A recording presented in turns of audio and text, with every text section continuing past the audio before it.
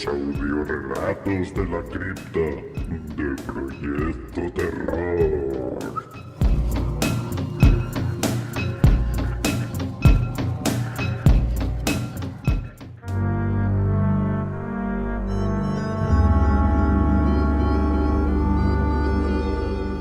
Una amiga para Du, de Noa Delacroix. Historia ganadora del primer concurso de relatos Esqueleto en el sótano y publicado en la antología homónima de editorial Esqueleto Negro. Voz Patricia Prida. Grabación y montaje Proyecto Terror.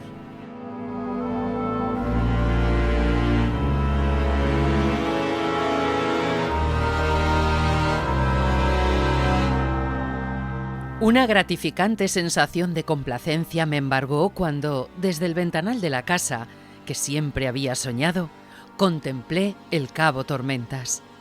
Había logrado mi sueño, la casa era mía. No en las circunstancias que me habría gustado, pero lo que me importaba era haber cumplido mi deseo.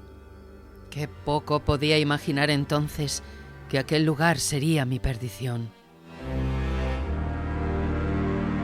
Su pétrea fachada geométrica, musgosa por el paso del tiempo y el efecto de la humedad, me había atraído como un imán desde que tengo memoria. Cuando de niña pasaba por delante de ella con la bicicleta, algo dentro de mí, se sacudía. Una especie de afinidad había nacido entre ambas hacía casi 40 años. En aquella época mis padres no me dejaban venir hasta aquí. Es una zona traicionera. Cualquier despiste te puede hacer resbalar y caer al mar. Pero mi ímpetu juvenil silenciaba sus preocupaciones y siempre que podía me acercaba para admirar la vetusta construcción. Dejando volar mi imaginación desbordante, inventaba fantasmas. Rostros etéreos asomados a las ventanas ojivales, observándome con gravedad mientras yo, agradablemente asustada, corría con mi bicicleta intentando huir de su mirada evanescente. Han pasado muchos años desde entonces. Ya no soy aquella niña fantasiosa. Sé que no existen las casas encantadas, en las que aterradoras voces susurran por los pasillos a medianoche.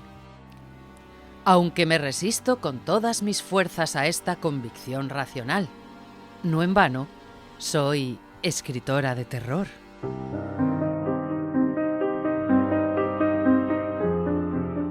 Adoraba la casa no solo por la entrañable vinculación infantil, por su aspecto gótico y siniestro, sino porque de veras era la más hermosa de cuantas he visto.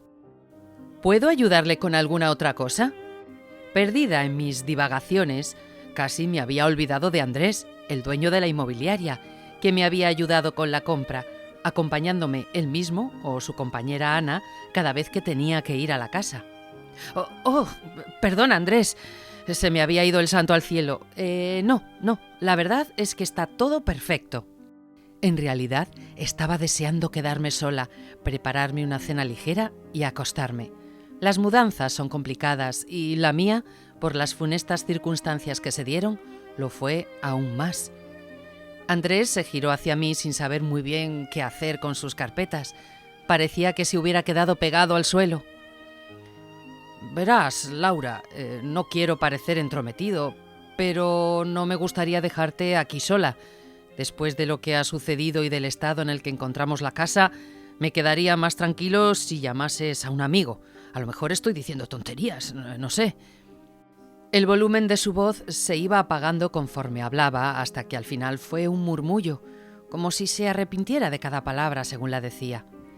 Poniéndome en su lugar, comprendía que tuviera un mal sabor de boca.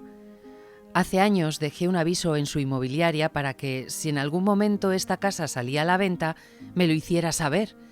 Al cabo de los años, me llamó para informarme de que la propietaria había fallecido y los parientes, que vivían en Inglaterra, querían dejarlo todo vendido y arreglado cuanto antes.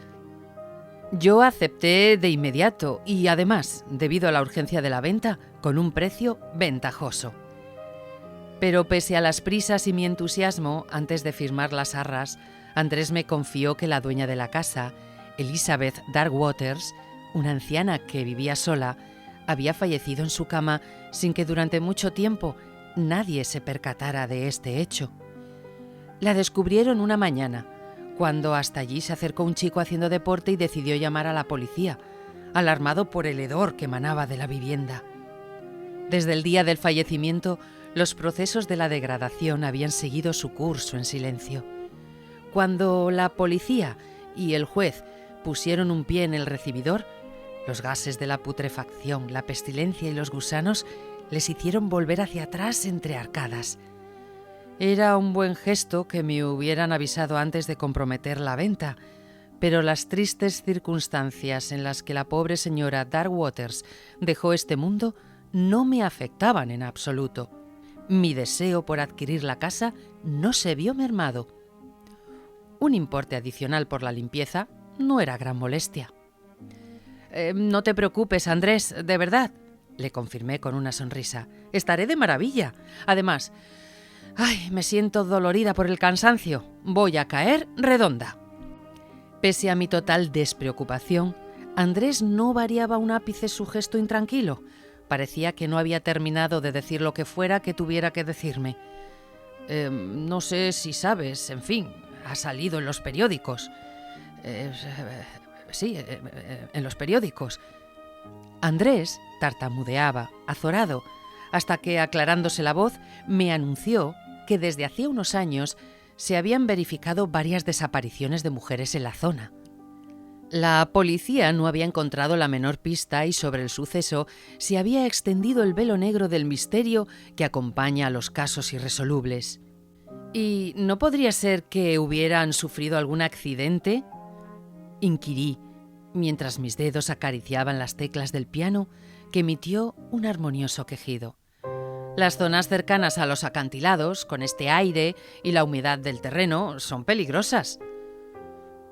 Podría ser, musitó Andrés, perdiendo su mirada en el mar, que ahora no era más que una mancha negra. Pero habrían encontrado los cuerpos. O tal vez no. Este mar en invierno es brutal. Bueno, suspiró mientras se giraba hacia la salida. Cuídate, Laura, y para cualquier cosa nos llamas a Ana o a mí. Cuando Andrés se hubo marchado, tomé conciencia del extraño silencio de la casa. No era solo la ausencia de ruido o sonidos, era algo más. Parecía el silencio artificial que se procura un depredador antes de abatir a su presa. A solas, el extraño olor que desprendía la vivienda también parecía acentuarse de forma inexplicable. La reminiscencia del olor a putrefacción y violetas. Aproveché el primer momento de tranquilidad para observar la pintoresca decoración. La familia de la señora Darkwaters no solicitó llevarse ni enseres ni recuerdos. En realidad no querían saber nada de la pobre mujer, más allá de lo estrictamente legal. Resultaba evidente que la habían repudiado en vida y también en muerte. Por primera vez, reparé en cada una de las piezas que colmaban muebles y estanterías. Aquel lugar parecía dejar en suspenso la realidad. Era un agujero de gusano que comunicaba con otra época. Elizabeth, en su juventud, había sido artista de circo. Trabajó durante mucho tiempo en un espectáculo de variedades llamado Bizarre Circus, que 50 años atrás recorría el sur de Inglaterra. Su última parada fue un pueblo cercano a Cabo Tormentas, cuando se disolvió la troupe. En un principio, buscando su lugar como actriz dramática, actuaba de doble de Bette Davis, con quien compartía un parecido razonable, además de nombre de pila. Después, viendo sus expectativas frustradas, siguió en el circo a modo de cantante, ayudante de mago, haciendo guiñoles y lo que se fuera terciando. Sobre la mesa del rincón se disponían numerosas fotografías en blanco y negro, en las que aparecían segundos congelados de aquella fantástica vida. Elizabeth aparecía en muchas de ellas. En una imagen estaba colgada del brazo del hombre forzudo, en otra encadenando a la mujer barbuda, quien sonreía observando un tanque de agua. En casi todas las fotografías se veía junto a ella un hombre gigantesco que cubría su rostro con una máscara. Más retratos bellamente enmarcados de personajes peculiares se distribuían a lo largo de las paredes del salón. Acróbatas, titiriteros, contorsionistas, sonrisas maquilladas que transmitían la magia de lo fugaz, la belleza de las cosas muertas cuando estaban en su esplendor. Junto al ventanal se acomodaba una gramola antigua, al lado de una magnífica colección de cajas de música. Sombreros y chisteras, muñecos de ventrílocuo con los ojos inconmensurablemente abiertos. El resultado de aquella vida errante y poco convencional era un bazar de objetos siniestros a la vez que bellos, que rememoraban noches deslumbrantes de color y maquillaje, extravagantes bailes y la música de pianos desafinados. Un hogar que transmitía la tristeza de un circo desahuciado, la desolación de un parque de atracciones abandonado en el que girase todavía un carrusel vacío.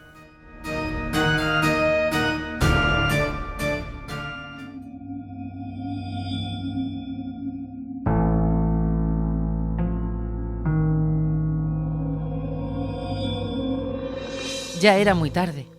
Subí a mi habitación, donde la decoración no variaba mucho. El tocador de Elizabeth era el de una verdadera corista.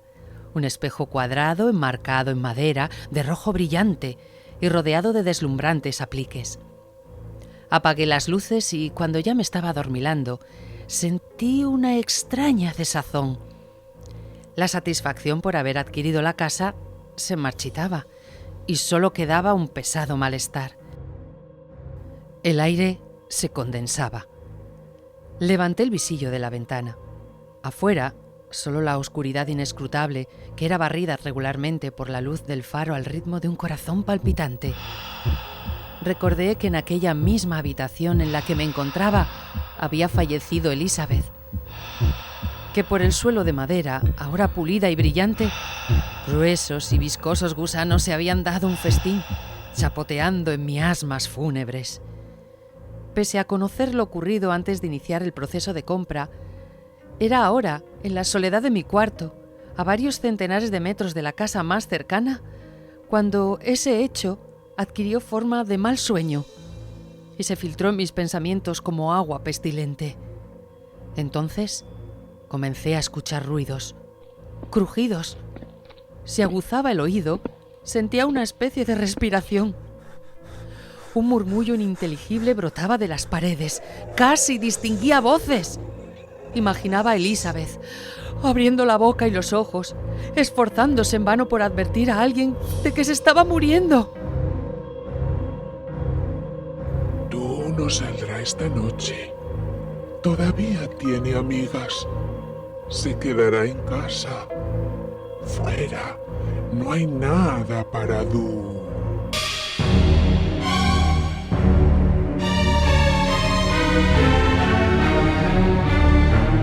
Apenas podía conciliar el sueño. Por la mañana me encontraba agotada. Debía ir a encargar unos muebles, pero para eso tenía que arreglarme, coger el coche y desplazarme hasta la ciudad. Tal vez, decorando la casa a mi gusto, me sentiría más cómoda. Si ese constante aroma a violetas podridas se disipase, tal vez podría apartar de mis pensamientos el rostro de Elizabeth. En contra de mis verdaderos deseos por salir y realizar las gestiones pendientes, mi cuerpo se negaba a moverse. La casa me había hecho su presa. Pasé todo el día tumbada en el sofá, tomando café, mirando mi máquina de escribir y sin redactar una sola frase. Cuando quise darme cuenta, el salón estaba en penumbra. El día se había ido en un suspiro. Me preparé un bocadillo y esta vez, junto con el vaso de agua, tragué una pastilla para dormir. Nada fuerte. Necesitaba descansar. En cuanto hube terminado la cena, subí a mi habitación y me dormí enseguida. El aroma a violetas me molestaba cada vez menos. Solo oía los ruidos normales de una casa centenaria, batida por el fuerte viento. Du llora, te lo prometo. Al final no saldré. Estaré aquí contigo, aunque ya nos queda poco tiempo. ¿Alguien? Llama a la puerta. De pronto, en mitad de la noche, me desperté como si alguien me hubiera zarandeado. Con el corazón desbocado y casi sin respiración, estuve a punto de gritar. Recordé entonces que era un ruido lo que me había despertado, un golpe sordo. No me atrevía ni a pensarlo, pero tenía la sensación de que la puerta de la calle se hubiera cerrado de golpe. Temblando, Levanté el visillo de la ventana y en ese momento lo vi. Delante de mi casa, una enorme silueta negra se desplazaba con un andar lento, vacilante. ¿Era real o estaba soñando? Atisbando hasta donde dolían los ojos, creí ver algo que se movía. Una sombra había salido de mi casa. El haz de luz del faro barrió la escena, dejando tras de sí una oscuridad más insondable aún.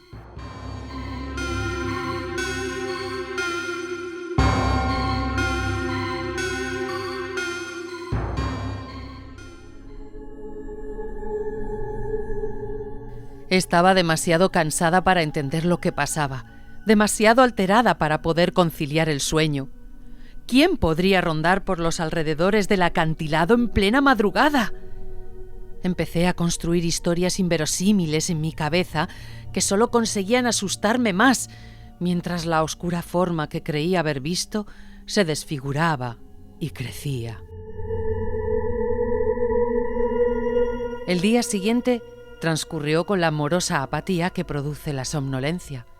Tenía trabajo y plazos que cumplir, pero mi cabeza era una cesta vacía. Mientras miraba la máquina de escribir con la mente en blanco, un timbre estridente me sobresaltó. Aquella llamada fue el preámbulo a la pesadilla. Era Andrés. Llamaba para contarme que la noche anterior había desaparecido su compañera de la inmobiliaria, Ana. Salió después del trabajo para hacer unas compras y nadie volvió a verla. Ana es muy responsable. Es impropio no dejar ni un aviso en casa. Tal vez la has visto en algún comercio o tomando algo. Cualquier dato sería de valor. Me quedé paralizada, con el auricular sobre mi oreja, sin poder articular palabra. Había conocido a Ana en la notaría el día que compré la casa. Una chica de pelo largo rubio, de unos 25 años. Un aire helado me recorrió la columna. Un portazo. Una enorme sombra avanzando, aproximándose al pueblo. Lo siento mucho, Andrés. La verdad es que apenas he salido. Hace días que no veo a Ana. Esperemos que exista una explicación y vuelva pronto. Musité mientras sentía temblar mi voz. Nada más colgar, supe que la silueta negra estaba relacionada con la desaparición de Ana. Una certeza inexplicable me lo señalaba. Todo a mi alrededor parecía crujir, respirar, sangrar.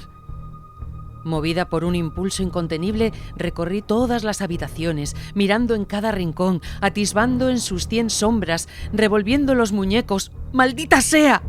Allí había alguien más.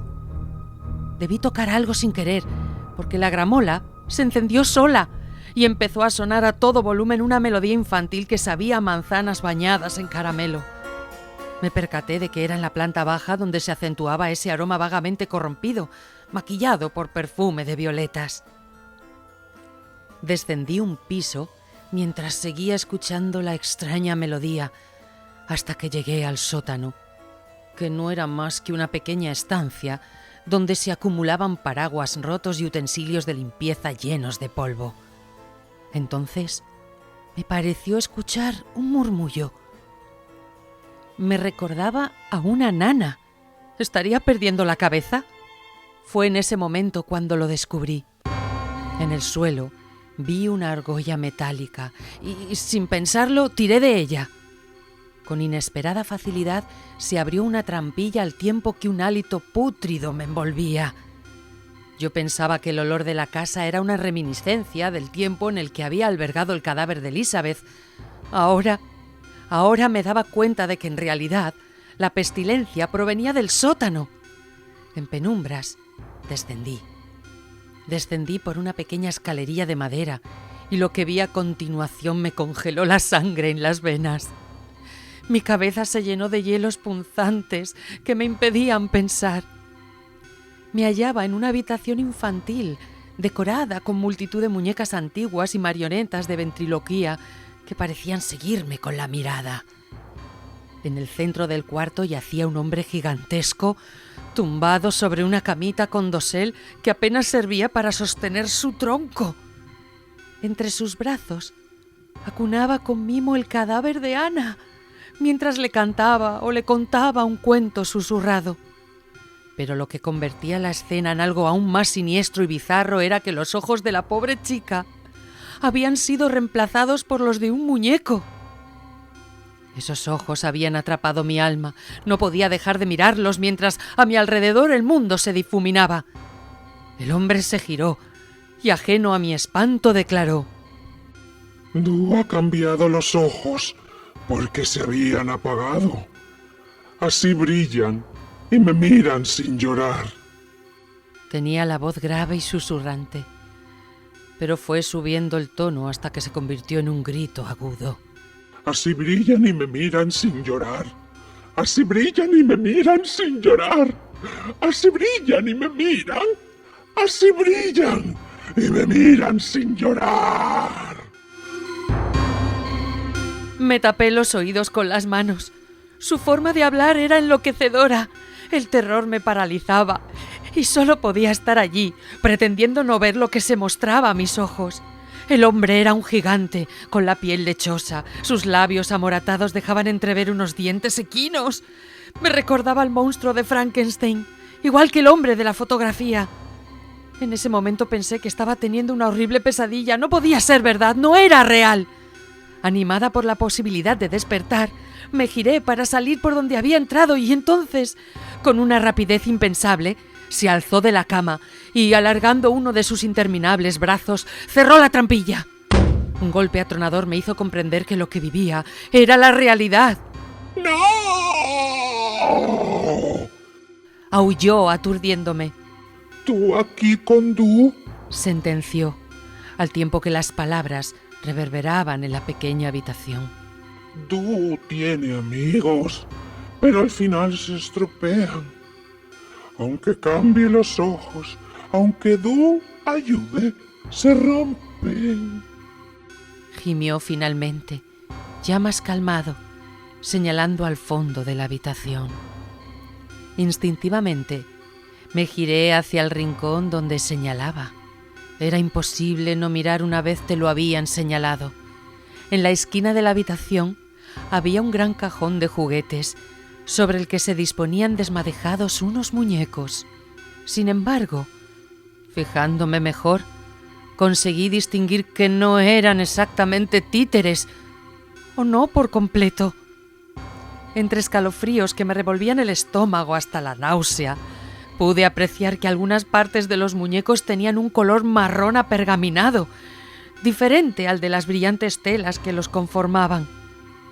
Tras unos segundos de total quietud, comprendí que lo que creí eran muñecos eran en realidad partes de un cadáver momificado, cosidas a trozos de trapo, formando un collage de horror. La piel cerúlea, tensa, se distinguía de la tela, de esa tela de llamativos colores, en un contraste turbador. Los rostros estáticos conservaban aún una mueca de rígida crispación que les dotaba de una cualidad aún más inquietante. La mirada, inerte y esplendorosa, que devolvían los cadáveres con sus ojos de plástico, definía un terror incomprensible. Ahora serás mi amiga, anunció de nuevo en susurros, acercando su boca a la mía.